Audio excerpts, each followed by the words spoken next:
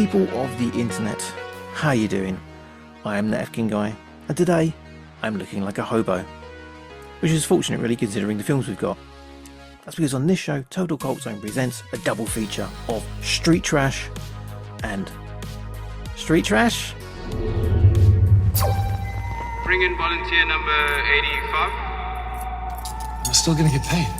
Volunteers receiving a dose of synthesized Please don't put substrate that needle in me. B282. No, stop. Wait. Citywide curfew is now in effect. You are ordered to remain in your homes and off the streets. Failure to comply will result in prosecution. It's the 8th consecutive year of Mayor Mustard. Will he be re-elected?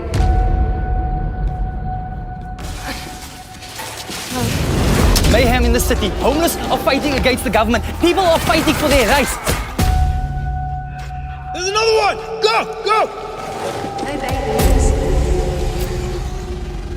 I present to you the crew, the most incredible crackheads that you'll ever meet. Hello, I hate Boo. it! How do you do? So glad none of that was recorded. Tell us how you really feel. Go on. How you doing? I'm all right. Mate, I'm amazing. I'm great. New year, new you. New year, new boo. Yeah, that's right. No, I've got no plans to rejoin the gym. I'm not going to stop eating cake. I'm still getting booked for more for you. No, nothing changes. Happy new boo year. Put that on a t-shirt. You can, yes. Happy boo year. So I was saying that not just because it's an easy way to start off the show, but today's show is digging into our own personal past a little and then looking towards the future and doing like a old film and a new film. Yeah, street trash. Nothing like a bit of body horror to get your new year going. Yep, there's a new version out, so we're reviewing the original 87 version and the brand spanking new reimagining, I believe the term is. Semi quasi sequel. Quasi sequel. Well, No, the original. Well, no, there's aspects of. Anyway, we can get into the meat of the movie. Yeah, so we did cover this on the Totally Insane Tape Show in 2014. Oh, 10 years, excellent. Yeah, 10 years ago.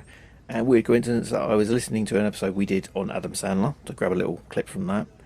And at the end of that episode, you actually asked me to watch Street Trash. So that show is like you mentioned it. And during that recording, I got the email through about Street Trash being like remade. So It was destiny. on that show, we took it in turns to choose films. We used to take 2 films each week for the other person to watch. You recommended or suggested Street Trash, and there was another film. Do you remember what that one was? I absolutely do not. I was watching a lot of strange movies at that time. I can't even remember where the list of movies came from, and I'm not sure how I heard about Street Trash. It's Spanish.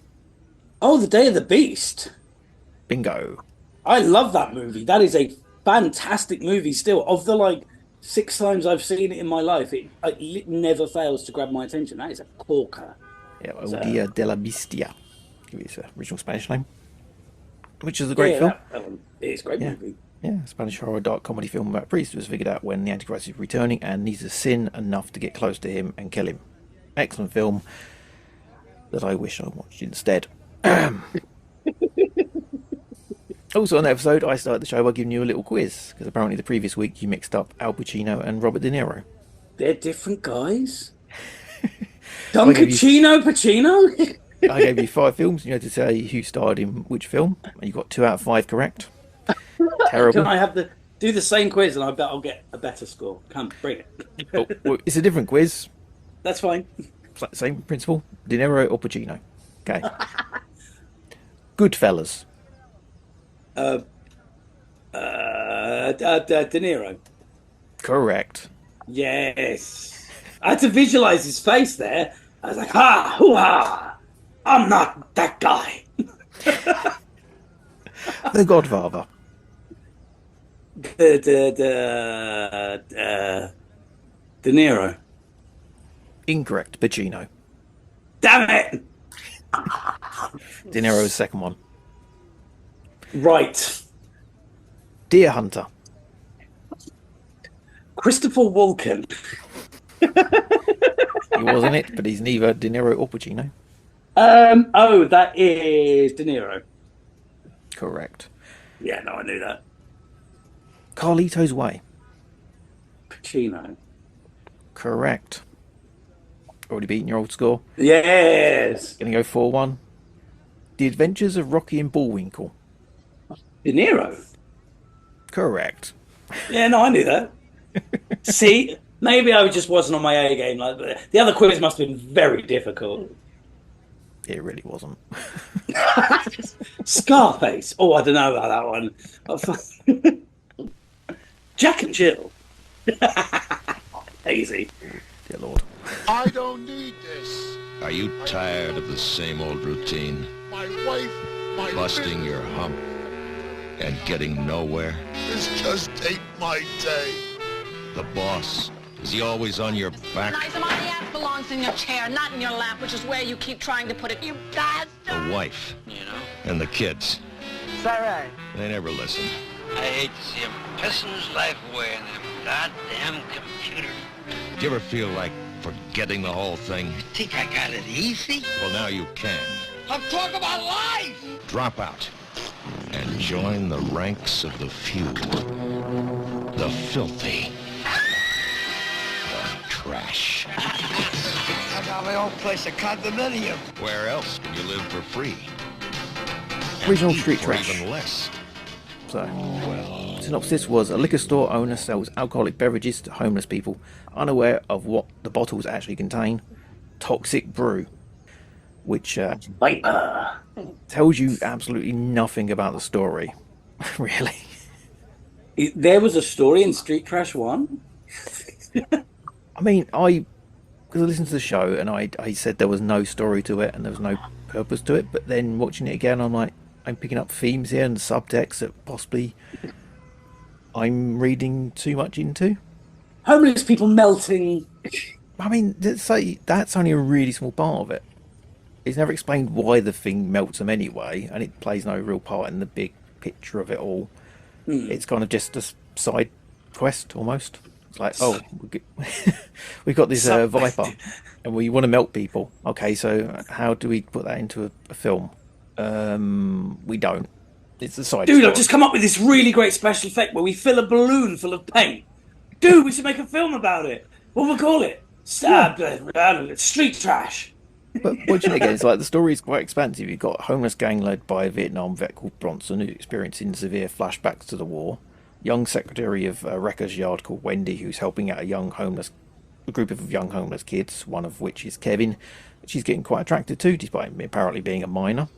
Kevin's older brother, Fred, is the nearest you'll get to a protagonist, because he's all over the story. He's connecting them in the loosest possible way by visiting the off-licensed liquor store and providing the group with a lethal concoction called Viper, but only because he keeps getting it stolen off him.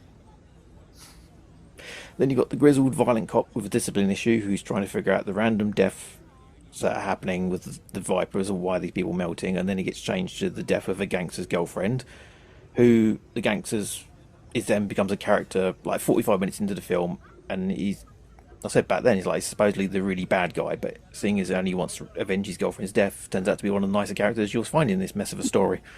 Yeah. Yeah, so there's a lot going on. I just remember the guy melting through the toilet. That's sort of like the main thing. It's like the main thing that everyone seems to remember from that. Yeah, because it's the poster as well, and it's the main. It's the first 5 minutes. But there's a lot going on in this film. In terms of production, in what is going to be first of many conflicting statements about this film, it's both beautiful and ugly as hell. The settings are brightly disgusting. coloured, and it's brightly coloured and dark in tone. Yeah, it looks really grungy and dirty, and it's urban, I guess. It's like it's shot on a budget, so they've used all the local areas. I think the scrapyard was possibly run by Jim Morrow's dad, and a lot of films shot there. There's all the abandoned houses around about the area. It was shot in Bronx, like the downtown Bay Area. I think a load of films were shot down there at the time for like the post-apocalyptic stuff. Yeah. Have you seen Escape from the Bronx and Bronx Warriors? I think we may have touched on one of those for a podcast, almost certainly. I remember Bronx Warriors, because they were all like the Warriors, weren't they? They were very Warriors-like. Yeah, the budget Italian rip-offs. Of Warrior really. exploitation, if there is such a genre. Gangsploitation. Gangsploitation, yeah. Yeah, but for the low budget, it looks amazing. Amazingly shot as well.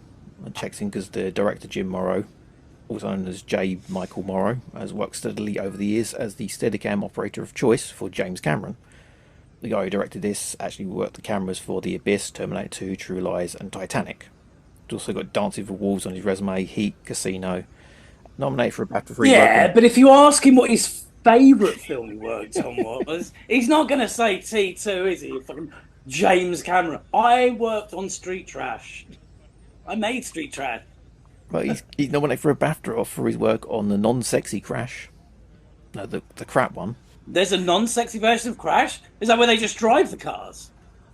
No, it's the one where there's like loads of interconnecting stories about racism in America, I think it is, and he won an Oscar. And everyone says that sounds great. It was fine for the time, I guess. But he's not the best Oscar winner ever. Not as good as down there with you get your lotions out. You're like, let's go, Crash, with her in the leg stirrups and shit, or whatever they are, the ankle, the knee braces. Doesn't start with James Spader eating out a girl's ass. Well, I mean, who wouldn't want to spend an evening watching James Spader eat a asshole? Also worked the cameras on X-Men: The Last Stand, which is the final film in the run of X films, kicked off by Bryan Singer. Yeah. And Street Trash, first film with Bryan Singer. Worked as a production assistant on this one. Other crew members. His name sort of been? I don't. Is it? Sorry, I left the gap so we could cut that. Is Bryan Singer like? Has he been accused of noncing? Yeah, accused. I don't think he's been found completely guilty, but then I've heard stuff. Yeah, I didn't know. That's why I left the pause, because I was like, this might not be funny enough to keep in. No, I mean in the last show we mentioned it because even back then it was brought up. God, I'm changed, aren't I? I even left a gap in case you wanted to remove something. Before I would have just blurted it out. It's kind of hard not to mention the fact that he's been cancelled. Yes, you know, there we go. He's been cancelled. I don't think it's official, so we can't say definitely he nonced off the kids, but he probably did nonce off the kids. Allegedly. We're not saying that he definitely didn't. But we're also saying there's a good chance he did. Yeah, allegedly. Allegedly. Probably did. Yeah, he probably did. Other crew members, a few names broke out and got some credits. Give it to the makeup department on this one. Everyone looks gross, dirty, sticky, just covered in grime. And that's thanks to Jennifer Aspinall. The makeup department don't get much of a look in when folks talk about film, but on this they did a great job. She went on to work on a lot of stuff as well. Worked on 100 episodes of Saturday Night Live. Key makeup artist for the Pam and Tommy series on Netflix. Did Westworld and was on the new Dungeons and Dragons film. So, a lot of work there. That's not a bad CV. Yeah. Although I wouldn't want to work on that. I wouldn't have wanted to work on that Pam and Tommy film. Was she on the boat? Was she holding the camera? Everyone's on the boat. Wait, no, not that boat. So yeah, it's got like a good list of people working on it, which is why it looks so good, even though it's a low budget, grungy, like throwaway almost film. There's no story. Quote, no story. Acting wise, you've got Tony Darrow, who played Nick Duran, the mob boss. He was a lounge singer at one point and has gone to be in a number of films over the years, usually mob related stuff. He's in 15 episodes of The Sopranos, 6 Woody Allen films. Woody Allen. I want to know who he is in The Sopranos now. I've been watching that a lot. Larry Boy Barcy. Larry Barcy, yeah. That's the guy, gangster in this one. He also performed the end credit song, which is a comedy lounge number. Which is, I remember that. The wise-mouthed doorman, James Lawrence, somehow outsmarted the mob boss at the end as a straight-up jobbing actor. He's been in loads of stuff. He's been in one episode of everything over the years. And the only other one went on to do anything else really was Vic Noto, who played Street Trash gang leader Bronson. Not a big name, but also a jobbing actor who's been spots in loads of stuff. Recently, the Daredevil series, been in The Deuce, Boardwalk Empire, and in what was likely a nod to Street Trash. He was also in The Sopranos as Viper. In the Bikers gang. I mean, I don't remember that because like all of those characters are like for a few seconds in one episode, but that's cool. Larry Brucey, I remember because he gets stabbed by Sil and somebody else. Quite a bit. I think he might be in one of those episodes, but yeah. One of the bum parts was offered to Burt Young, Paulie from Rocky, but he wanted to play Bronson instead, and they said no, it wouldn't really work. No. Yeah. And the part of Bronson almost offered to Bruno Sammartino. Wow. Yeah, it was a notebook. Hogan before Hogan was Hogan. Yeah, there was like a notebook the director had, which he made sort of bits in while doing the shooting, and it's featured in the Meltdown Memoirs, 2006 documentary. Which, also I watched for this because I went all in. You did? Yeah. Yeah. But the original Street Trash, like you say, the special effects is the main reason everyone remembers it. What do you think of it now? Do you still... I like the original Street Trash. I liked it then. I remember enjoying it a lot. I think the fact that it doesn't have that much of a cohesive story, and I think back then I was really into my trauma movies as well when I first saw it. So, and it was just like more of the same of that. So, like, it's not a bad movie at all. It's barely a movie, but it's not a bad. But whatever it is, it's not bad. Yeah, I think there's a way of interpreting the film now. If you read a lot into it, you can say it's condemning society's lack of empathy towards the less fortunate society with the drink and subsequent hideous deaths of homeless, a commentary on the debilitating and lethal effects of alcoholism and drug use. The main bad guys are Vietnam veterans suffering PTSD and forced into homelessness by a country that's turned its back on them, as fallen heroes, etc., etc. Social commentary. Yeah. And also the policeman only seems to care when a white woman's killed. A white woman? Even the castration of a character and subsequent pee in the middle with his penis could be a comment on the patriarchy and gender dominance. Maybe stretch it a bit far there. But... Nah, it's just a dick cutting scene. But yeah, I watched it, and it's one of those I got conflicting feelings about because it's amazing to look at, disgusting. And I want to say it's amazing, and one of those films I go like, I'll recommend it to everybody kind of thing. But then there's the racism, the misogyny, sexual harassment, transphobia, the glossing over of child abuse. All that good shit, I know. And also mockery of PTSD. Is that one brought up yet? Like there was a period in the 80s where it's like, oh, we've got Nam flashbacks. Were they mocking them though? I don't think they were, but there is, I remember a lot of that, like, I'm having Nam flashbacks. Is that like something we shouldn't be doing? Beware now? of Charlies in Trees, Nam flashback. Yeah, I know. Yeah. I know the reference. No, that's yeah. If you're looking at it through that sort of lens, do you really think the director had that in mind when they were?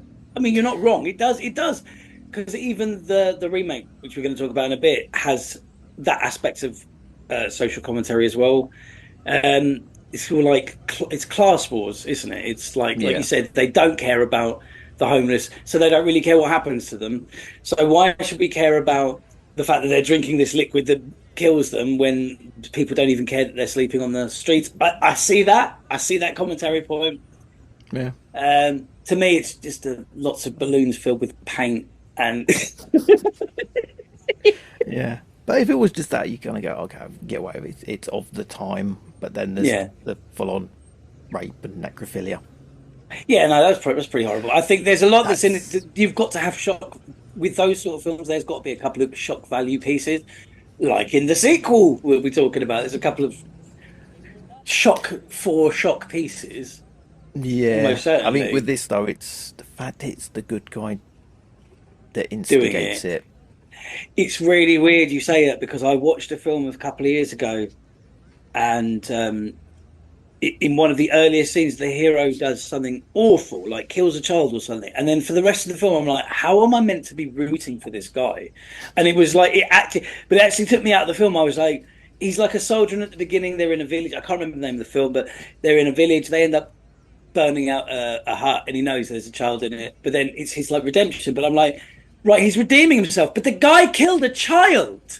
Like, you're like, how can you redeem this character? Yeah, that's the main thing about it. I mean, there's the thing with was it Bill and Ted, great characters, but then they drop a hard F. They do call each other cigarettes.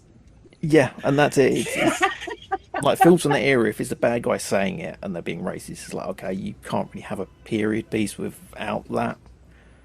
But when it's the good guy saying it, it's kind of nah. So that's the only reason I can't recommend this to everybody. It's like an interesting slice of cult movie history. I want to own it, but I also do not want to watch it ever again. So I want to get the T-shirt, and I'll wear the T-shirt, but I don't want people to ask me, why have you got that T-shirt? I'll buy the 4K remastering with all the special features and the documentary, and yeah, surely, I'll get that. Surely, some of the aspect of one of the enjoyable aspects of the original is the grimy film. I can't imagine a 4K update would do anything for that. Like, in fact, if anything, it would just ruin it. I don't know. I mean, if it's done on film, it's going to look greasy and grimy still. But yeah, I don't know what a 4K remastering of that would look like. Whether it'll make it look worse. Yeah. Yeah. I'm not into all that 4K. I've got my TV can do 4K, but I tend not to use it. Well, I've said in past shows that I think some horror films work better if it's like shot on VHS. Yeah. There's a bunch of stuff which, like, if you can't see it properly, then it works better. When it's done like full on HD cameras, 4K, 8K, whatever, it just looks too clean. It's someone said like the other day we were talking about how certain horror films need that CRT, almost like shimmer, flicker. And someone we were talking, imagine The Ring. So coming out of a CRT. Iconic. Coming out of a flat screen might look a bit silly at this point. I mean, like, they climb out, but I don't know. Like, there's definitely an element of grittiness that, like, yeah, you need a shitter, you need that VHS, or you need a shittier camera, or a slightly, because you can tell when it's a filter. You can tell when it's a filter and it's not natural. There's certain films that you see, horror films, and they've blatantly got that sort of grime filter, but it's still very clean. Whereas like those natural artifacts, they're much better for like old school horror, I feel. Yeah, great example of that one is, I think a lot of films are doing, like dating themselves now. Like, I was set in the 80s or set in the 90s. It's because the technology's like limited. Because obviously with mobile phones, it's like I'm in trouble. I'm lost in the woods. I'm being chased by a killer. Oh, hold on, let me just phone somebody with my satellite phone. Yeah, I'm being chased. Great example is Blair Witch, because the original Blair Witch shot on video cameras, VHS, high 8, whatever. No phones, no GPS services, whatever. And then they remade it or did like a sequel, like the new one, like come out a couple of years back now. And it's like high definition drones and GPS on the phones, and it just did not work. You'd think, though, with all of our new technology, you'd think someone would get a different shot of like a ghost or some sort of creature or a UFO at this point. Now our technology is that good. Yeah, I mean, the UFOs they're getting a bit slightly better, but then it's all just drones. yeah, that thing at the moment, that's very, very strange. Help us, President Trump. Street trash. Street trash. I'll prick you. I'll bite your heart. You call me Mr. Duran. And listen to everything I say. Listen, 'cause I am the man. and we do everything my way. If you didn't know it before, I'm sure you're gonna know it now. You better hear what I say. We do So reimagining, they call it, of the 1987 cult horror comedy of the same name. A group of misfits must fight for survival when they discover a plot to exterminate every homeless person in the city. Slightly more on the nose description there. So if you want to get even more on the nose, it revolves around a small community of homeless people consisting of Ronald, who's like the go-to streetwise guy, does all the deals on the streets, gets the drugs. You got a chef who deals out wisdom. Wars and Pap, who are there. 2-Bit, who isn't there. They're sort of combating the even bigger street gang led by the Rat King, who come into play a little way down the line when they take on the mayor, who's enlisted the help of tech geniuses and scientists to develop a serum called Viper to eliminate the homeless. Yeah. Written and directed by Ryan Kruger, with help on the writing side by Roy Frumkels, the original writer of Street Trash.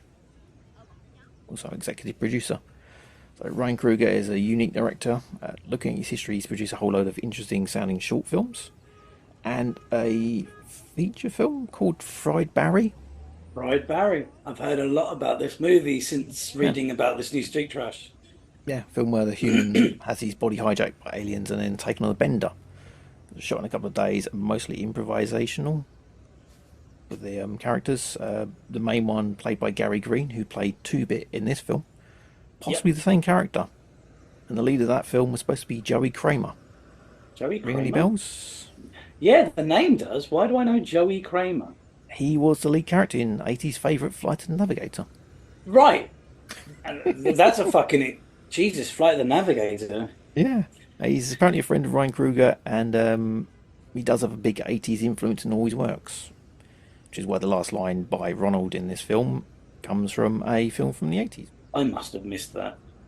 No matter where you go, there you are. I don't know what movie... Well, I don't know what movie that's from, but when I play... I've got a Ripley's Believe It or Not pinball table, and that's the game. That's what he says when it's game over. He goes, no matter where you are, there you are. The Adventures of Buckaroo Banzai across the 8th dimension.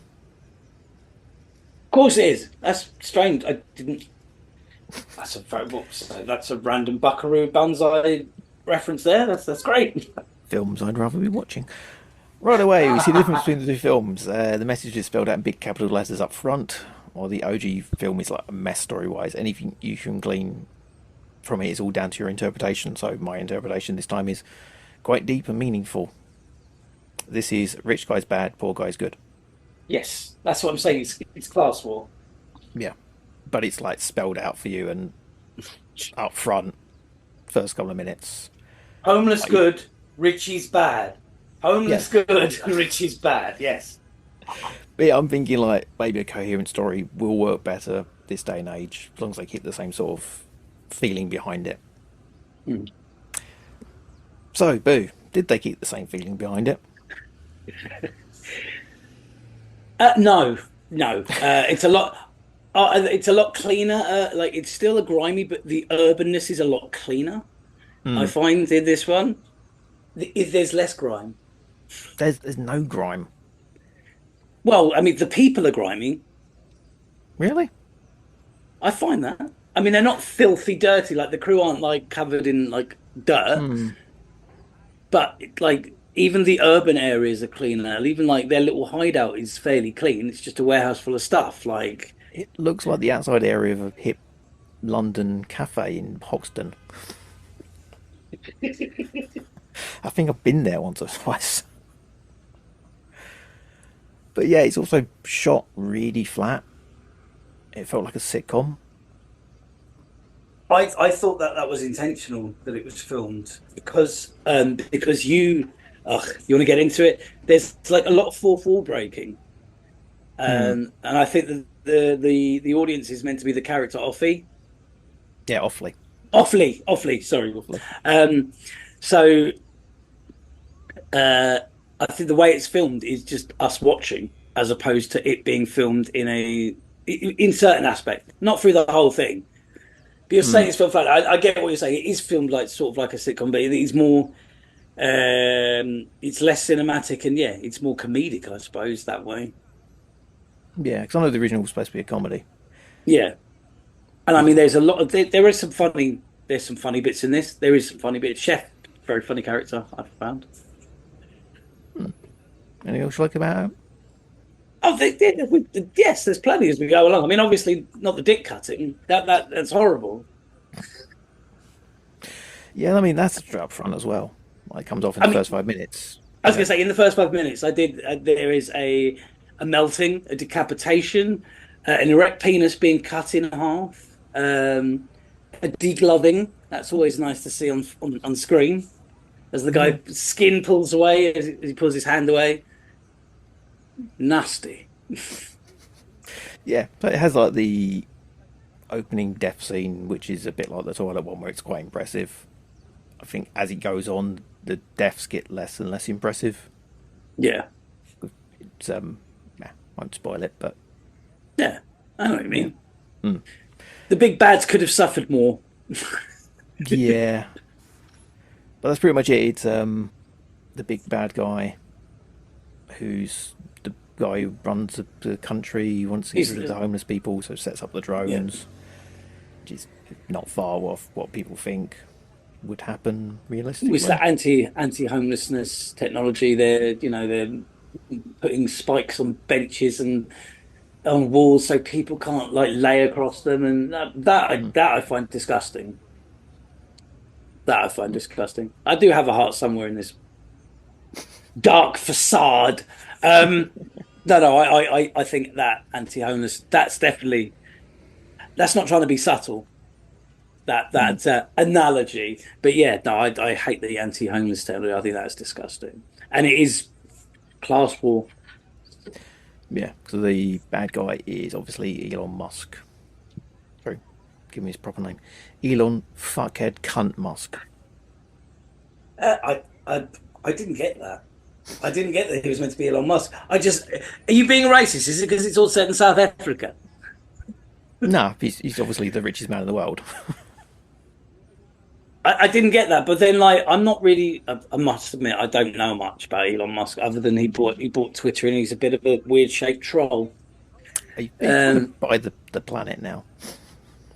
It's not for sale, mate. Yeah, but he's got enough money to buy it. That's the thing. I mean, it's unrealistic in terms of it's a decent idea for a film, but it's unrealistic in real life because I don't think the rich would get their hands dirty getting rid of the poors. They would delegate that to other poors. They get them to think, oh, that poor's going to take your cookie.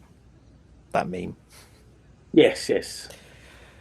And those ones that want to bootleg the rich will obviously get rid of them somehow. Obviously with the... I just don't like the rich because I'm not rich. If I was rich, I have a feeling I'd probably get on with the rich. No, I wouldn't know what to do with all that money. That's just it. I wouldn't be rich because I'd just spend it on shit. I'd have like a room full of pinball tables and like arcade machines and like a little bed in the corner and like a little fridge with like a couple of noodles in there. That'd keep me happy. Here's the thing is, I got given... Someone gave me like 100 million. I think someone did this. Like, what would you do if you get 100 million? I said like I'd make 98 other millionaires. Yeah, I think that's because you're like, I keep 2 million because a little bit greedy, and then give the rest away to people. It's like, here's $1 million, go change your life. And that's why we shouldn't be given money, mate. Because we just give it money. I just give it away. Oh, he'd ruin it. He's giving it away. But yeah, they also wouldn't want to get rid of the poor because they'd rather enslave them to do their work. Being homeless. They'd make being homeless a crime and put them in prison to get free labour. Hello, America. Sorry, just for your thumbs up. Don't, because it's all shit, man. Hold on, you don't even have to add this on the show. But you know, Biden just forgave a guy that was like putting people in prisons for cash. So even the people that are meant to be the good guys in America, they're not. I just hate all politics. See, I stand by I hate all politicians. You're a creep. If you want to be a politician, you're a creep. Honestly, if that's what you want to do for a living, you're a creep. I think you've got like a bad option and the worst option, and you've got to take the bad option, and then hope they're not that bad. Well, this is why, between you and me, I can't bear to vote, because it's like I always just feel like it's going to be the wrong choice. Like even now, Labour's in, they're doing a horrible job, but like they were the safer option. Labour aren't doing a bad job, but they're doing bad shit's getting publicised. I think that's the thing. Is like he's so boring. It's like he's not plugging in the fact that he's doing some good stuff in some areas, or they're doing some good things here and there. It's the fact that anything bad they do gets amplified by everybody. Yeah, but they're doing this. It's like, yeah, but they've also done this. Oh, you can't prove that. Why? It's not in the papers. No, don't even start on the media. Don't even start me on that mainstream media. I've stopped reading the news, mate. I honestly, sorry, we're going off on a tangent, but yeah, I have officially stopped reading the news because I don't. It's not like a distrust thing. I just don't want to read anymore. I just don't want to know anymore. I'm just going to bury my head in the sand.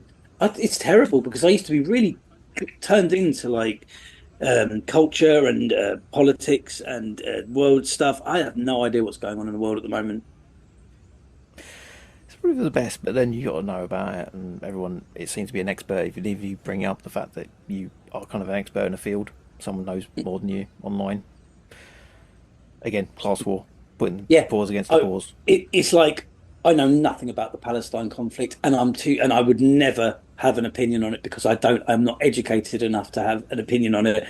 But I know that's a fucking touchy one. That is a touchy one. Like I don't even joke about it. Yeah. It should be a case of the people shouldn't be killed. I agree with that. Nobody should be no massacres, please.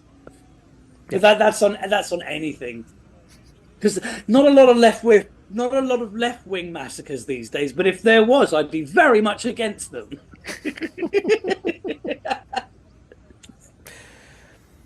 Anyway. Sorry, street trash. See what it's brought? Conversation. That's what's good about street trash. We just started talking about politics and class. Fucking hell, see? Yeah. I don't know if that's a good thing about the film, though. Oh, no. But yeah, special effects vary. I say the start, opening, death, degloving, head exploding, really good stuff. Not head exploding, kind of falls off, but that's really good stuff. But then the rest of it kind of gets a bit like you see too much of it. I think the one thing the original was like the first scene in the toilet's like iconic. If you've seen it, it's like that stays with you. Then there's the bit on the balcony which they don't fully show, and there's only how many other poisonings throughout? It's 3 or 4, maybe. But they kind of dotted around it, and this one just yeah. And this one's kind of like it's constant in the new one. Yeah, which I mean is like as a downside. I mean, the last half hour was a tough watch because it's just a constant barrage. Yeah, I think that's what it really kind of loses it. It becomes like the generic action film. Yeah, thank you. That's what I said to you. It took me 2 attempts to watch the last half hour because I was just like, I didn't pay attention the first. I must watch it again. Like, I must watch the last half hour again. I'm kind of agree with that as well. Get a feel for it. It was kind of that thing of drone in the background and like just fading away, looking at my phone a bit. Oh, I should be watching this. And instantly. Oh, good. Oh, good. Well, if you're going to admit it. Yeah, oh God! Oh, totally. And I did have to go back a few times. It's like, oh, I missed that. I'm going back, and instantly I'm back on my phone again 5 minutes later. Like, so yeah, the first part, I wasn't fully on with it, but there's something there. If it was a TV show, maybe lightened up on a certain area, like I don't know, maybe made the plot a bit more complex. There'd have been something there. But the last half hour, like say, in I think that it would work. big action scene was a bit generic. Yeah. I like the idea of it as a mini-series, actually. I think if you broke that into 6 parts, it could have been like a 6-part, half-hour comedy, 20-minute comedy. You know, I think that could have worked because it would have brought more intrigue. Because I like the characters, and when the characters do start just dying off, some for really pointless reasons. Like, I don't know. I thought Chef's death was pretty sort of just. There was no build to it, really. I mean, they teased I didn't feel anyway. I know they were. Yeah, they were chasing the drone, and then it was really obvious that something was going to pop out of the drone. I was like, well, what? Is he just going to? Oh yeah, no, he's dead. One of the better characters as well, actually. What did you think of the puppet? I loved Suckles. Is it Suckles? That was my notes. Oh yeah, like he was the better. That was my guy. It was Suckles, wasn't it? It was Suckle, yes. 2 bits imaginary, blue imaginary friend. Every hole's a goal. Yeah, I didn't like it. It didn't. But the first time I saw it was like good, and then they kept going back to it. And it's like, diminishing returns straight away. Like it was at the start, the bit where they introduced him, and then he just sort of talked to something randomly throughout it, and then it pops up at the end again. Maybe like when he takes the big powerful drug at the end. Spoilers, sorry. Yeah, when he gets to the end, there's the big action scene, and the main character takes the big drug, and then he sees the puppet. Maybe that would have worked for me more, but it's just the fact that he keeps going back to it. It's like, Was that voiced by the guy that wrote the movie? And I know that it was. I think so. Yeah. So, overall, would you recommend? It's tough. Probably not. But then, like, that is the sort of movie where I go to a friend. Oh, have you seen this movie? Have you heard they've done a remake of this movie? Oh, go on, just give it a watch. Just give it a watch. Like, totally. I think the special effects probably are enough to make me tell somebody to watch it. I wouldn't say I love this movie. I'm recommending you watch it now, but I would probably say experience it just for the gore, for the special effects, for the bit of comedy. It's one of those films you put in the background, maybe. Yeah. It's a hold on. It's a Netflix film. There you go. Is it? It's not, is it?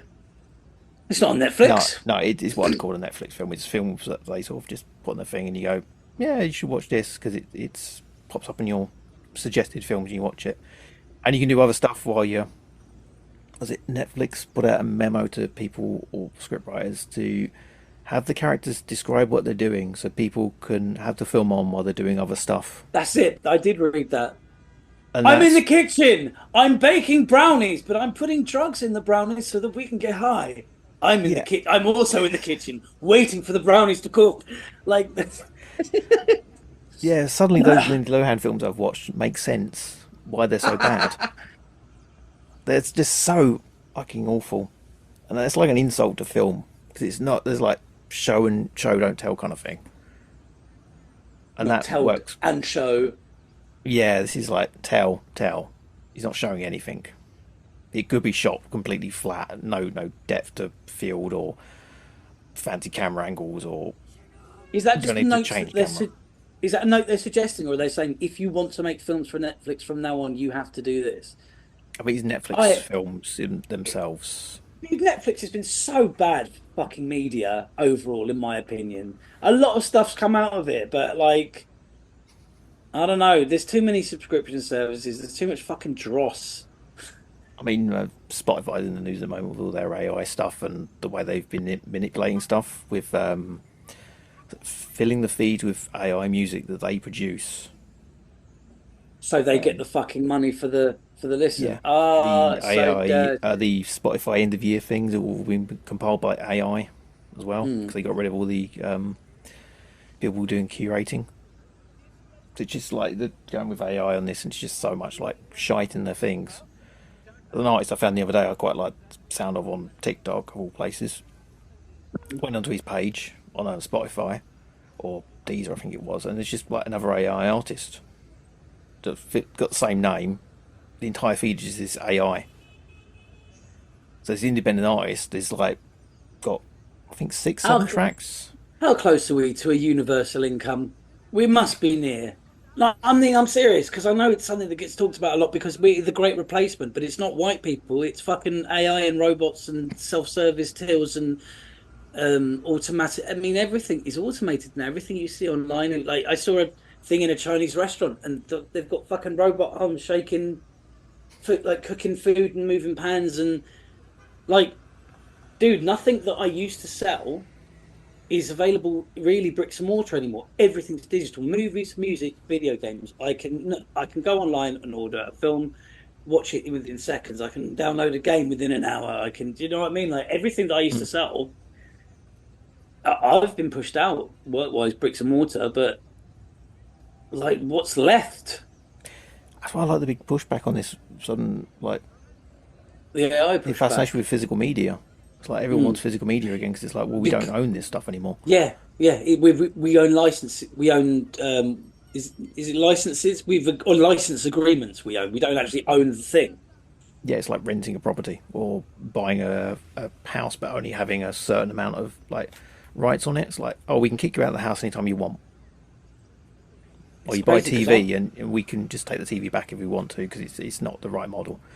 I'm a digital hoarder. Like I've realised recently I've got like 5 or 6 hard drive big ones here, and they've all just full of games and music, and not music, a couple of movies, TV series. I'm not a big.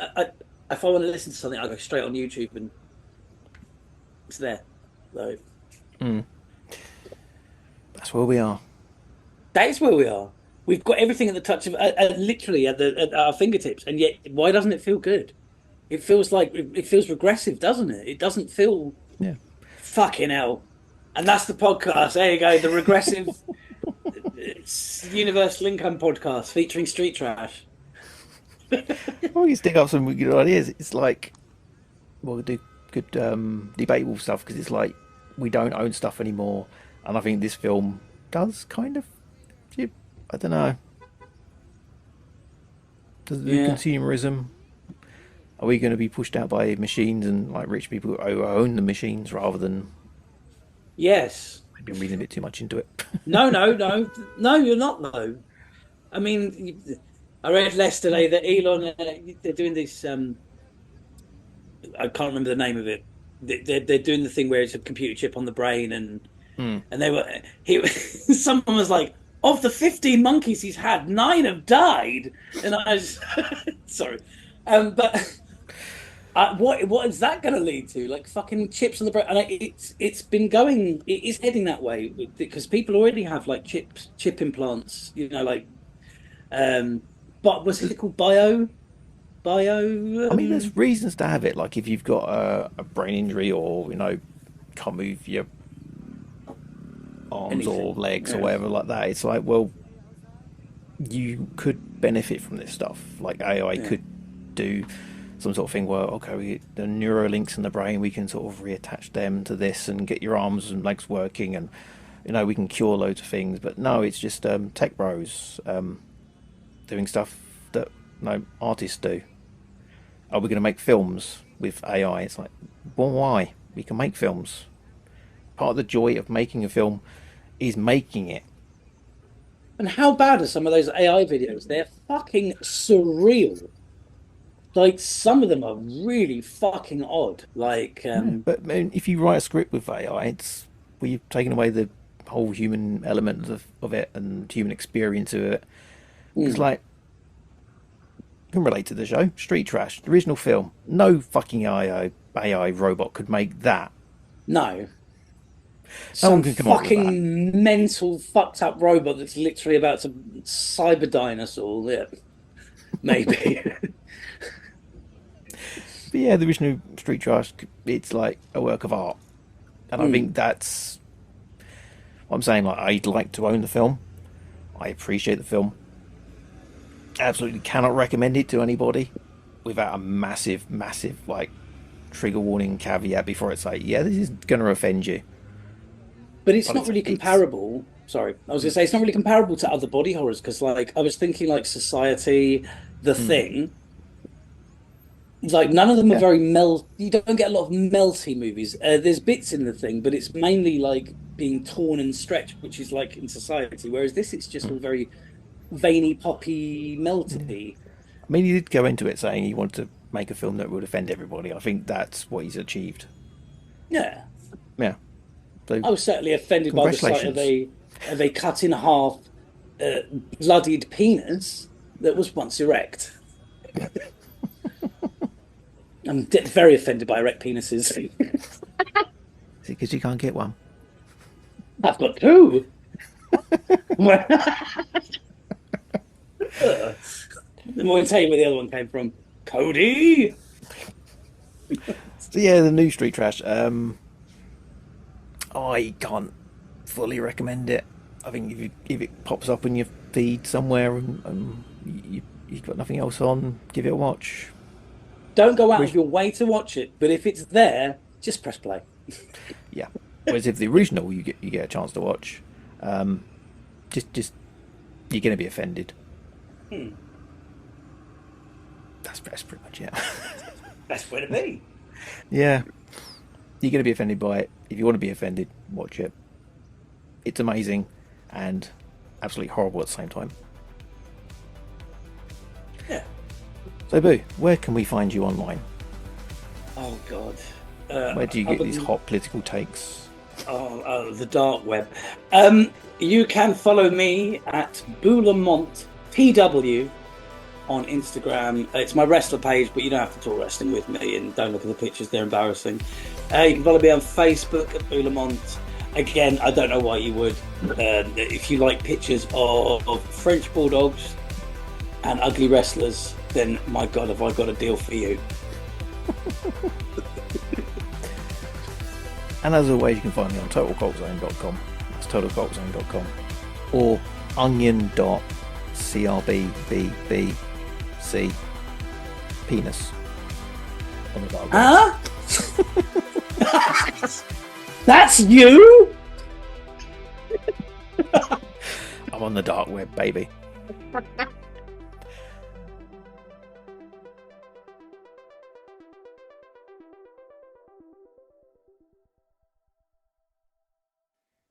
Street Trash.